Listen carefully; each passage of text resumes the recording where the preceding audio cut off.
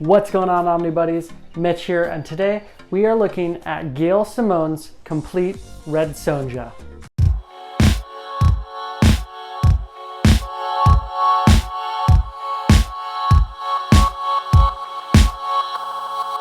Alright, so there's been a lot of hype about this book. About a year ago, going into the pandemic, the Complete Gail Simone Red Sonja came out. It is by Dynamite Books, Dynamite publisher, and it had a lot of hype going into it. Not only because it's a cool story, but it was a signed edition, supposed to be a signed edition, and a lot of people ordered it, got it, found out it was not a signed edition.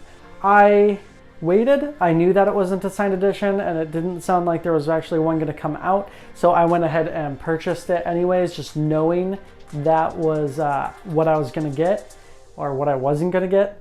And then just about a month ago, as of recording this video, they released the updated version, which is all the same content, except for it is a signed limited edition by Gail Simone. So pretty awesome, pretty cool. So what's great about it is this book was pretty hard to find, and now it's just everywhere, which is awesome.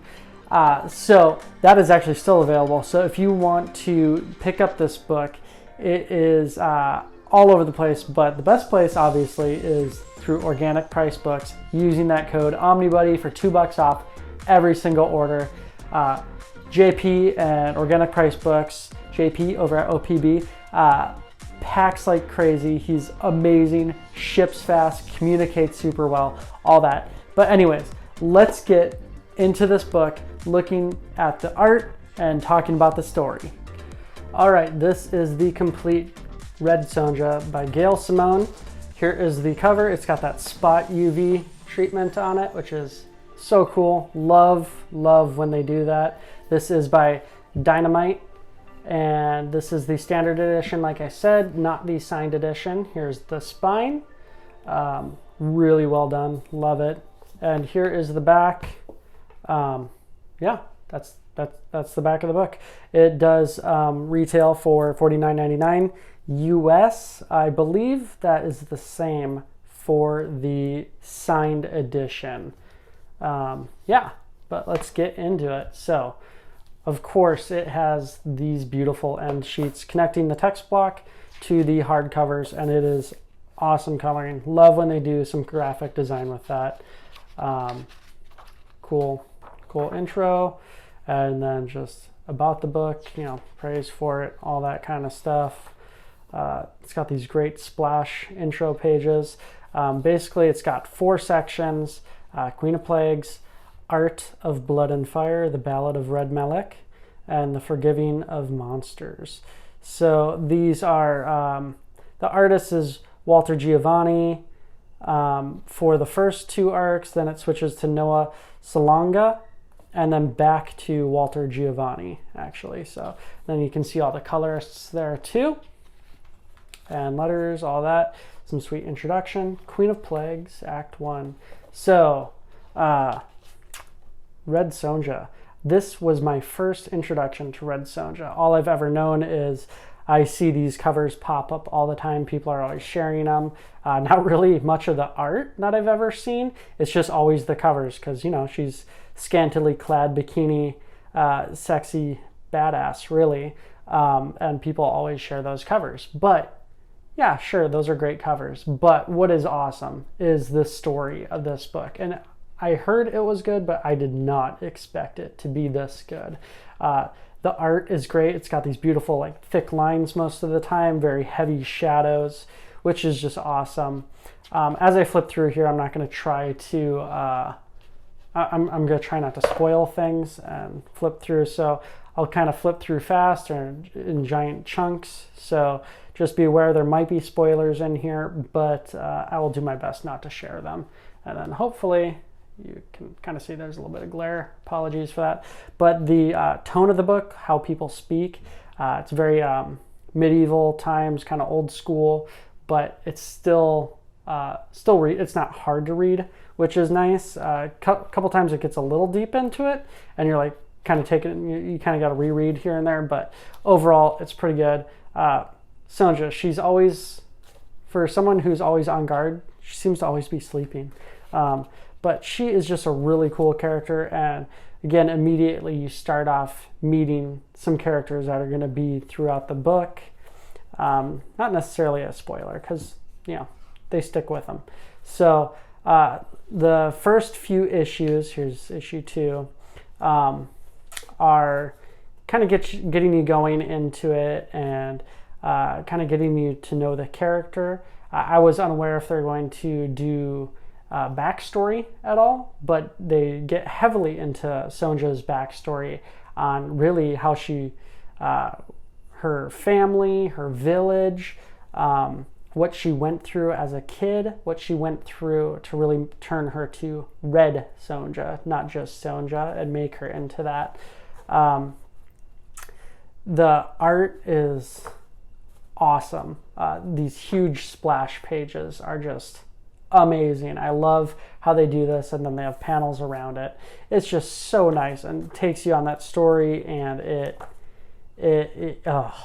I love it so much. And I was so surprised by how approachable this book was, with not knowing anything about the character or the world or anything like that. Just, it throws you into the deep end, but it doesn't just let you sink. It really helps you swim, and it pulls you along, which is just so awesome and so good to see. Gail Simone, she's known for how good of a writer she is with all of her DC stuff, and, well, if you follow her on Twitter, all of her trolling, which is just amazing. So fun to watch, so funny to watch. But anyways, I digress. They definitely discuss what she wears, why she wears it. They get into, it's not a PG book, that's for sure. They definitely get into her sexuality and all of that, but it's also very violent, and they don't shy away from the violence at all either. A lot of political talk and dealing with that, even though she hates dealing with that. So it's just fun to see her it's good writing where they made a character and then put that character into situations and figured out what that character would do in that situation. They didn't write a situation around a character. They put Sonja into a situation, and that kind of writes itself, which is, I studied film, and that's what I got part of my degree in, is film production, and that is what they tell you to do. You write the character, and then you find a situation and you throw that character in, and that is definitely what happens in these. You can see what happens when you approach Sonja, and she does not like your advances.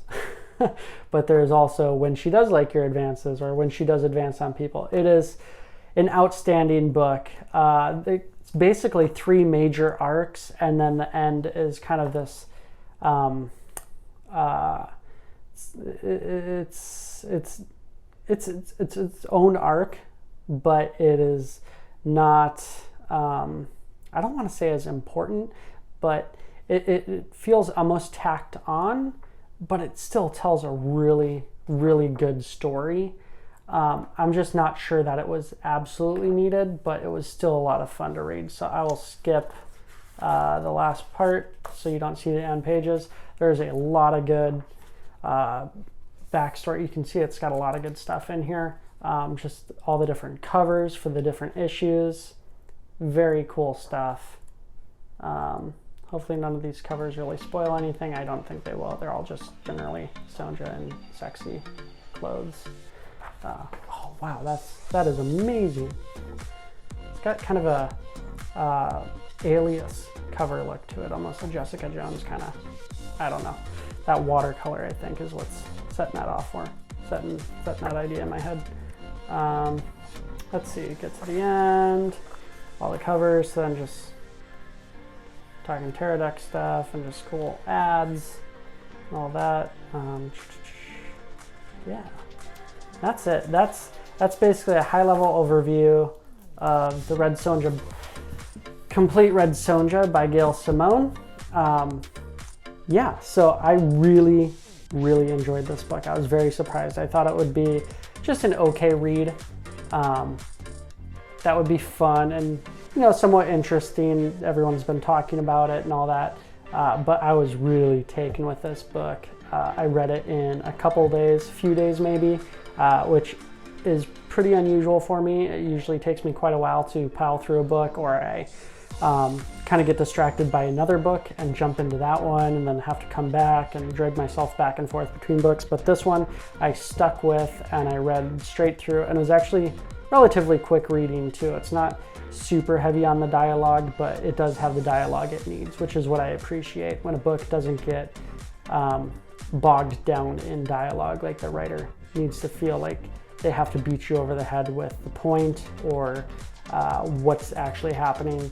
I feel like she trusts her artist to tell the story along with her, rather than her having to tell the story and then just the artist drawing pictures to go along with the story. So that is the overview of The Complete Red Sonja by Gail Simone. All right, so that's the overview of The Complete Red Sonja by Gail Simone. Like I said, the art is out of this world. The story is compelling.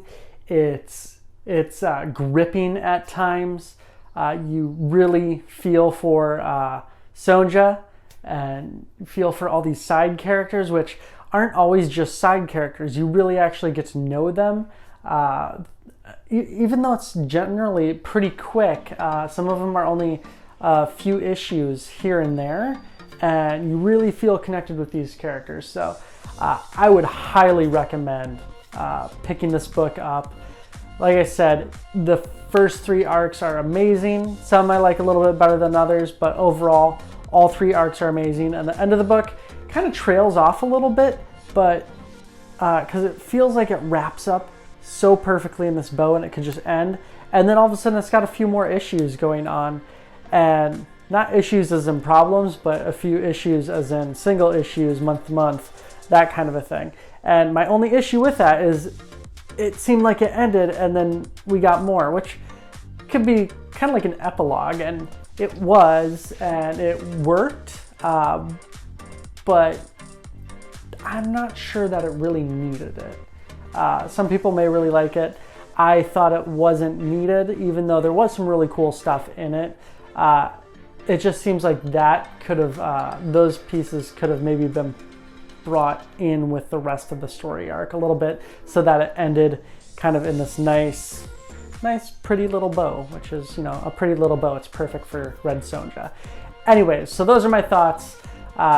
Again, if you want to pick up this book, go to organicpricebooks.com, use code Omnibuddy, $2 off every order. It's there, and that is the signed edition. I don't even have the signed edition. I just got the plain old edition. Anyways, that's it. Remember to like, subscribe, hit the bell for notifications, do all those things, share all of it. But most important thing to do, comment. Because I would love talking with you all about what you're reading, what you're picking up, what you're selling. I don't know. What are you collecting? What are you doing? Let me know in the comments. Do all those things. All right, talk to you guys later.